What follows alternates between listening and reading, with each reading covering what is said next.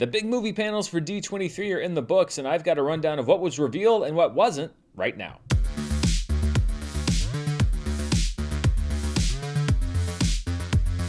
Hello everybody, I'm Dan Murrell here with a rundown of a busy afternoon at D23. If you don't know what that is, it's the big Disney Expo. It's basically their own Comic-Con that they run down in California. There was a panel this afternoon that was devoted largely to Lucasfilm and Marvel stuff, and there were some reveals, some cast reveals, some footage reveals. I do have to say that going into this afternoon, I was a real dummy because I saw that there was a live stream from D23, and I thought it was a live stream of the panel because Disney has done live streams of things like Disney Plus Day and some of their presentations before. So I was like, oh, cool, they're live streaming it this year. So I get up, I turn on the live stream, and it's like their talent there at their streaming studio with about 30 people in the audience who were like really upset that they couldn't get into the big panel that was already happening. And they're like sitting on the floor. That's a tough job for those folks because they have to realize that they're nobody's first choice at the convention. So this was not a live streamed event, but the news was coming out as it was going on, much like Hall H at Comic-Con.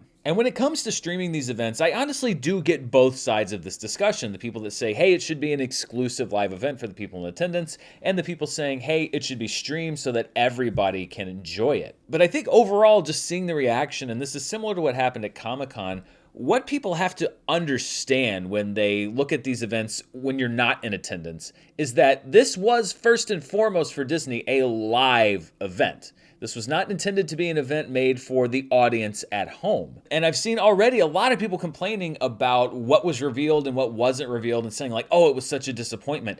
You have to keep in mind, first of all, that if you were in that hall today, you got Harrison Ford live on stage talking about Indiana Jones 5. You got an exclusive look at Indiana Jones 5. You got the cast of nearly every upcoming Marvel movie and Star Wars movie and or TV show, including Andor. And then there were exclusive looks for the D23 audience at about a half dozen Marvel shows and other properties. So I really think you'd be hard pressed to talk to somebody who was actually in the event to say that it was a disappointment because they got a lot over the course of about 3 hours. That was the audience first and foremost. I understand the frustration for those of us watching from home because we didn't get to see a lot of that stuff, but you have to understand also that they're catering to a live audience. And also, this ties into sort of the Comic-Con Hall H thing, what we saw with Henry Cavill earlier, just a couple months ago, which is that there are so many expectations that are set based off of people on the internet who are saying things like, they're going to announce the cast of Fantastic Four. I saw that so much this week.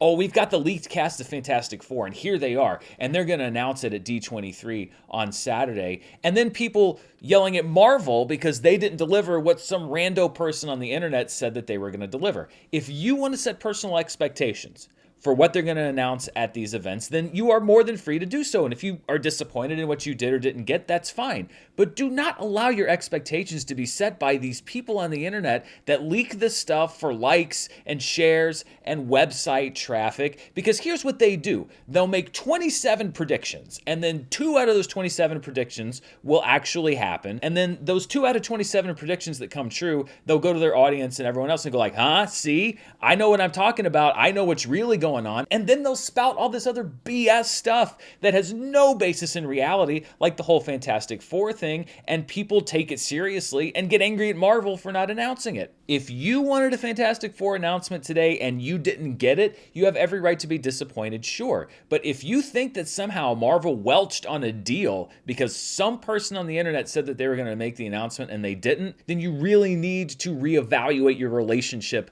with online media. Because unless Marvel said directly, we're revealing Fantastic Four, and then didn't do it, they didn't welch on anything. It's all about setting your expectations, but base it on your own personal expectations, not what some who knows who out there is saying is gonna happen. All right, rant over. Let's talk about the stuff that we actually did see and hear about today. First up this afternoon was Lucasfilm, which brought some footage from a few different things. The first thing they talked about was Andor, which is the new Star Wars original series. It's premiering just in a couple weeks here. They had one final trailer. I have to say that the more that I see of Andor, the more I'm anticipating this show, maybe more than almost any other Star Wars series on Disney+, save perhaps for The Mandalorian. First of all, it's probably because Rogue One, right up there with The Force Awakens, is my favorite new Star Wars film. I just love that universe. I love the look of it. I love the feel of it. it, and so I'm excited to return to that era and that look. And I love the look of the show in all of these trailers. It actually looks like a movie or a TV show. It's not brightly lit or looks like it's shot in the volume. It looks like it's actually shot out there in the real world, and I just like the aesthetic that I've seen so far.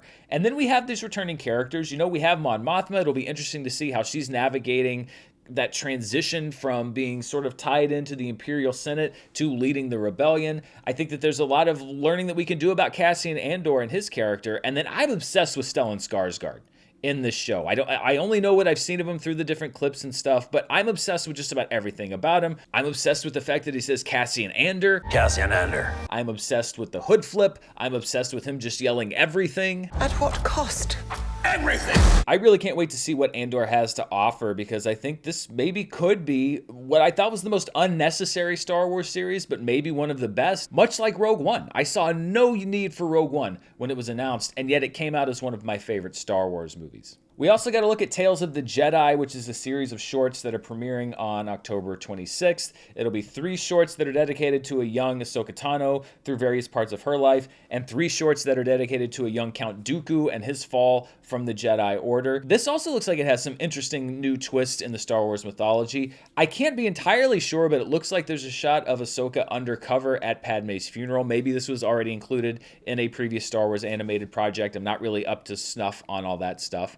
And then Count Dooku, who sounds suspiciously like a young Alan Rickman. I want to bring peace and order to the galaxy. We're going to see young Qui-Gon Jinn, who was Dooku's Padawan learner, and it looks like we're going to see a lot more of the Jedi Order, including Mace Windu. And of course, Yaddle, the female version of Yoda, who was first brought to my attention by Mike Carlson many years ago on Movie Fights. We not only get to see Yaddle, it looks like Yaddle's going to get some lightsaber action. This isn't necessarily something that I'm on the edge of my seat for, but I will probably check this out just to see what kind of stories they have to offer. We also got a first look at The Mandalorian Season 3, which is probably super confusing for anybody who didn't watch the book of Boba Fett. I know there was some hope that it was going to premiere right around the holidays this year, as previous seasons have done. It will be premiering sometime in 2023, so we have a little bit longer to wait. And it looks like it's picking up pretty much where Book of Boba Fett left both Grogu and Mando off. We see what's now being called a clan of 2 as Mando looks for redemption. There are a lot of Mandalorians who look like they're going to be doing a lot of fighting. We see some conflict between the Mandalorian and Bo-Katan. It looks like she may be ruling over what's left of a ruined Mandalore, which we'll be visiting in this season, and I think that that's got a lot of story possibilities. And we see a tree of salacious crumbs. I know that there is probably some sort of a name for that species, but I'm just going to call it a tree of salacious crumbs, and I'll let Wikipedia fill in the rest. One thing a lot of people noted is that there was no news on any new Star Wars feature projects,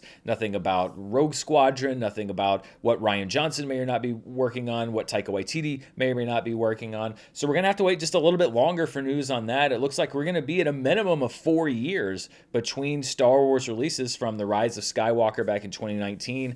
I don't see anything hitting theaters before 2023 and probably past that. We also got a new trailer for Willow, the series that hits Disney Plus starting on November 30th. I've never been the hugest fan of the movie Willow, but I am all for Warwick Davis getting work, so I'm somewhat excited that this series is at least existing. Like Andor, I think this really looks beautiful. I love the fact that it seems to have been shot out in the world. You've got Warwick Davis with a flamethrower. What's not to like about that? We also got news that Christian Slater is somehow going to be involved in this series, and I'm a big fan of Christian Slater. I could actually kind of see myself liking this show kind of apart from the original movie. I could see enjoying this show as its own standalone thing. So it's something I'm going to keep an open mind about. Super high fantasy doesn't always appeal to me, so I'm not quite sure how I'm going to react to it, but it's at least gotten my interest. The last thing that Lucasfilm showed was a look at the 5th Indiana Jones film, which only the D23 audience got to see for now. Harrison Ford was also there in person and seemed to have gotten emotional in the fact that this is going to be his last turn as Indiana Jones. I haven't really read a description of that footage. I'm not really going to go into footage descriptions here. I know there's a lot of other channels that are probably going to do that, and that's great. I'm just kind of talking about my reaction to what we did see, but that was something that was more of an exclusive for the D23 audience.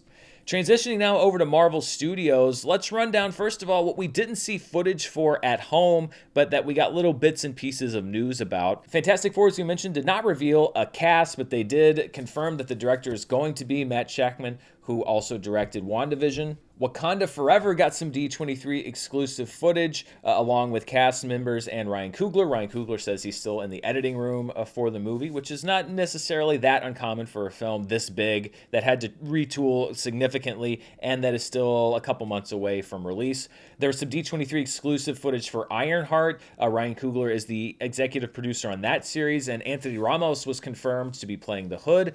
There was some D23 exclusive footage of Ant-Man and the Wasp, Quantumania, and confirmation that it will tie in directly with Avengers: The Kang Dynasty. Kang was apparently also shown in some D23 exclusive footage for Loki Season 2, along with the revelation that Ke Huy Quan was cast in the show as a TVA agent. So good news for everybody who enjoyed Everything Everywhere All at Once. There was some talk about Echo, confirmation that it has finished filming, and surprise, Kingpin's not dead. Vincent D'Onofrio confirmed to be returning for that series. Also, a little bit of information about Daredevil Born Again. Charlie Cox was there for the crowd along with Vincent D'Onofrio. It will begin filming next year with an 18-episode run. Apparently, the audience was also shown some of Daredevil's return that is coming up in the She-Hulk series on Disney+.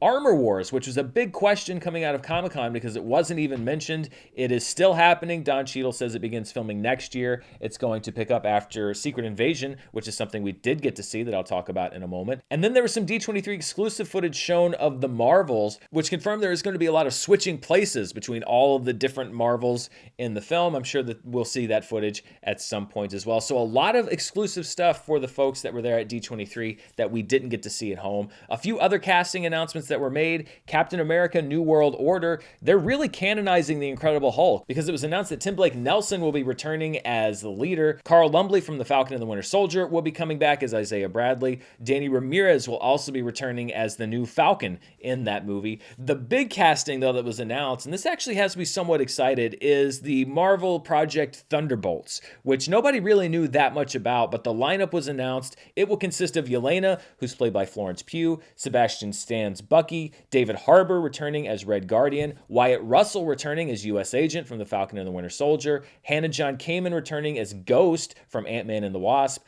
Olga Kurylenko returning as Taskmaster from Black Widow, and then Valentina Allegra de Fontaine, played by Julia Louis-Dreyfus. It is going to start filming next year, and I've got to say, I like this cast. I didn't really have any feelings about this project whatsoever because I didn't really know anything about it, but when you look at the people who are sort of anchoring this team, you've got, of course, Sebastian Stan, who's been part of the MCU almost from the very beginning. You have Florence Pugh, who was a breakout character from Black Widow, but then everybody else, it's sort of this island of misfit toys of characters for people that have been in movies that don't quite have a place to go. Like Ghost is sort of floating around out there after Ant-Man and the Wasp, and what are you going to do with Red Guardian? U.S. Agent, where does he go from here? It's a lot of different characters that are at a stage where you can reinvent them, and I think that this could be a really fun team. I mean, you have a great set of actors. Apparently, some people were underwhelmed by this announcement, but I think this is actually a pretty exciting lineup, and it's taken this project from something that I really didn't know anything about and wasn't really excited for to something that is definitely going to be on my watch list. As far as things that we actually got to look at footage for at home, there were only two projects. One of them is what is being billed as a Marvel Studios special presentation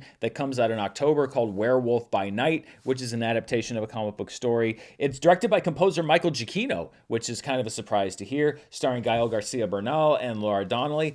Basically, from the footage that they showed us, it looks like Marvel's Grindhouse, or at least that's how they're marketing it. This black and white, really kind of gritty, down and dirty horror movie.